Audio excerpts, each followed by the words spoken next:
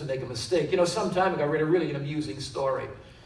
It was in Las Vegas, and the sun had not yet risen, early in the morning, and a truck had gathered some of the money out of one of the casinos that had been made the night before, and the truck was full of money. But what happened is the security people didn't latch the back door, so the back door fell open, and piles of money were falling on the street. Well, a guy was driving down, and he saw this money, and he couldn't believe it. I mean, there's money all over the street. So he jumped out and began packing in his car, packing in his car, packing in his car. Well, when they went to unload the truck, they saw that the back half was empty. Well, this guy had, dreams. I'm going to go to Mexico, and I'm going to live there. I'm going to buy a beautiful home. So he heads to Mexico, and he has visions of swimming in the bay and building a beautiful hacienda, But when he's going to cross the border, they discovered the license plate of his car. The police stopped him, and so they arrested him. He got put in jail.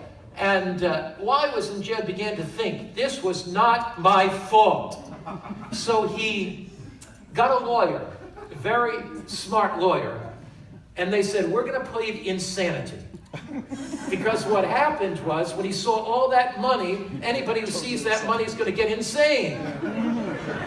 And therefore, it wasn't his fault. He was not responsible. The guy is insane. And that insanity caused that. So they went before the judge, the man and his lawyer, and the man put his head in his hand. He started crying. He said, it's not my fault, Judge. I was insane when I saw that money. And you know what happened?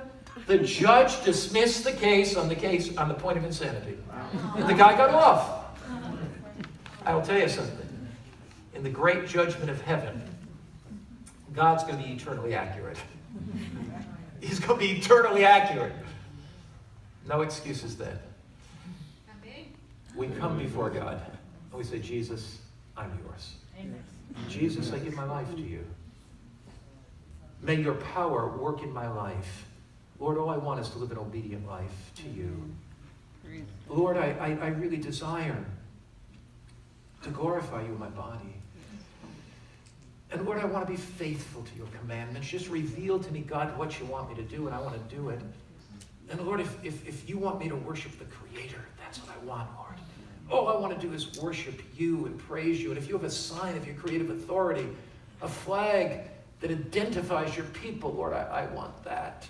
When we appear before the judge of the universe, have we accepted Christ? And what does it mean to accept Christ?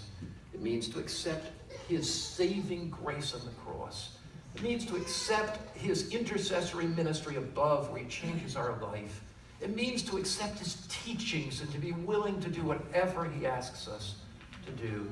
See, Revelation is a book about eternal choices. And today in our world, men and women are making eternal choices. Jesus says in Revelation 22, verse 12, he says, behold, I'm coming. Read it with me, please. Behold, I'm coming quickly. My reward is with me to give everyone according to his work. Jesus says, I'm coming quickly. And he says, this is a time to make eternal choices. Choices that settle our eternal destiny. Choices to accept Jesus. Choices to follow his truth. Choices to live obedient, godly lives. Because one day, the choices that we have made will settle our destiny. One day, every human being will be fixed in their choice. And the choices we are making today fix and establish our eternal destiny. Revelation 22, verse 11. The decree will go forth at the end of the judgment. He who is unjust, let him be what? Unjust still. He who is filthy, let him be filthy still. He who is righteous, let him be righteous still. And he that is holy, let him be holy still. Human probation will close. The day of salvation will come to an end. Why? Not because God has run out of mercy. Not because God has run out of love. But because everybody has already made their final, eternal, irrevocable decision. Their minds are set. It's not that God is less merciful. But if God would keep mercy open one more day, it wouldn't make a difference. Why not? If God would keep probation's doors open, why? Because he that is unjust, let him be unjust still. They've had a pattern of choices in their life. They've settled their eternal destiny by the choices they've made. And so even if you wait 10 years, 100 years, it's going to make no more difference because they've already made those decisions. These three angels go forth to the ends of the earth with an eternal end-time message calling men and women back to faithfulness to Christ. That is the first angel. The first angel's message is a call to loving obedience. A second angel flies. I'll just introduce to you the second and third angel's message tonight. And then we'll flesh them out. We'll study them in future evenings. And that's why you don't want to miss one of these meetings, because we're deeply in the heart of the book of Revelation. You see, the first angel's message is a call to give glory to God in all of our lives. It's a call to worship the Creator. It's an urgent call to live godly lives in the light of earth's final judgment. The message of Revelation 14 is an appeal to surrender completely to Him and commit our lives to following every aspect of His truth. It's a call to the Christ of the cross that gave so much for us. It's not a call to superficial. It's not a call to shallow. It's a call to deep, lasting commitment to Him.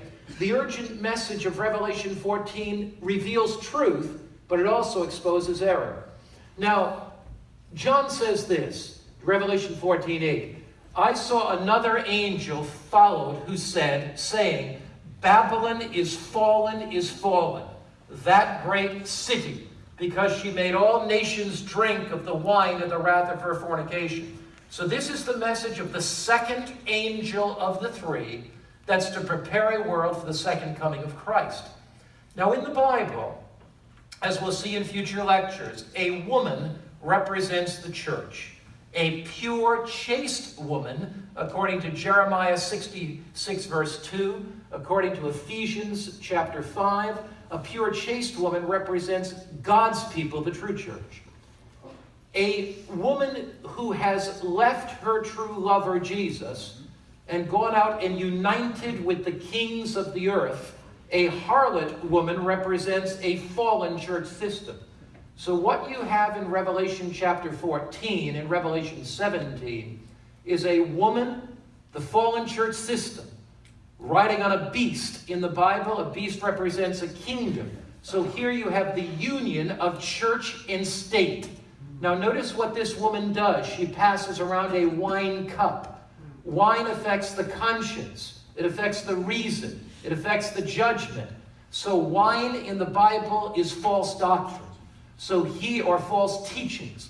Here you have the false church, guided, directed by the state, passing out a wine cup of false doctrine, and the majority of believers drink of the wine cup and get confused. She's made all nations drink of the wine of the wrath of her fornication. So here's what the prediction is. It's an amazing prediction in Revelation 14.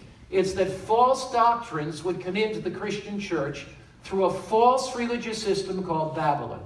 And Revelation 14 is a call to God's people who have come to Christ, who want to live godly, obedient lives, to flee from that